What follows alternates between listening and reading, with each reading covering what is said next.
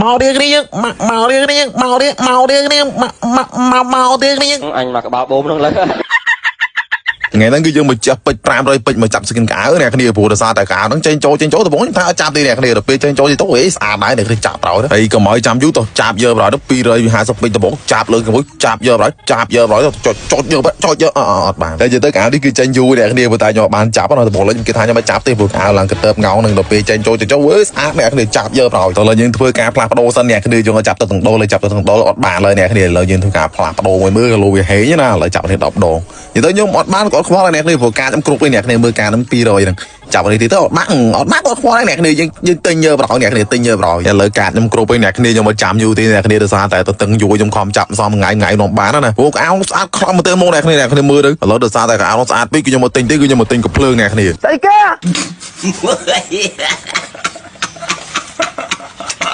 ពួកកៅស្អាតពេកអ្នកគ្នាស្អាតពេកចឹងជឿទិញកំភ្លើងមកទៅអ្នកគ្នាបើស្អាតមើលមកទិញបាត់ហើយដល់ស្អាតពេកអ្នកគ្នាខ្ពើមទិញប្រោយ Yeah bro សម្រាប់ចឹងហ៎តា